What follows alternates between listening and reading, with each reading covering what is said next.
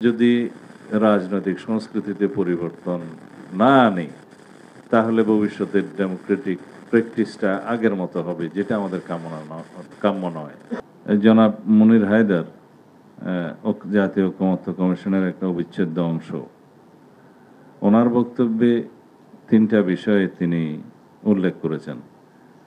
একটা হচ্ছে সাংবিধানিক প্রক্রিয়ায় জাতীয় সংসদে, পরবর্তী জাতীয় সংসদে সংবিধান সংশোধনের মধ্য দিয়ে ঐকমত্যে পৌঁছা সমস্ত সংস্কার প্রস্তাবগুলো সংবিধান সংশোধনী সহ গ্রহণ করা।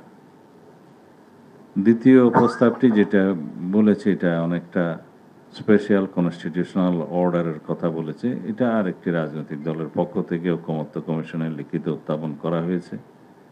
আমি সেদিন সেটার প্রেক্ষিতে আমাদের বক্তব্য দিয়েছি।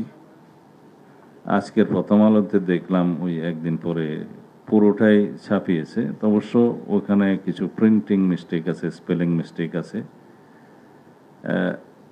যদি কেউ দয়া করে দেখেন, ওখানে সেগুলোর উত্তর আছে। আমি এখানে সংক্ষিপ্তভাবে বলবো।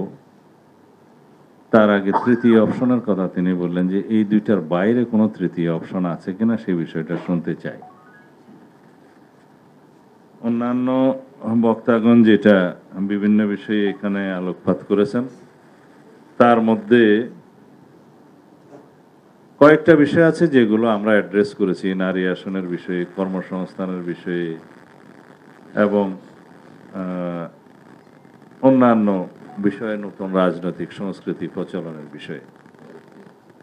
এগুলো ইতিমধ্যে বিভিন্ন আলোচনায় এবং বিভিন্ন পরিসরে ওয়াইডলি ডিসকাসড হয়েছে। আমরা আমাদের মতামত দিয়েছি এবং খুব জোর দিয়ে আমরা বলছি যে আমাদের যদি রাজনৈতিক সংস্কৃতিতে পরিবর্তন না আনি তাহলে ভবিষ্যতের ডেমোক্রেটিক প্র্যাকটিসটা আগের মতো হবে, যেটা আমাদের কাম্য নয়।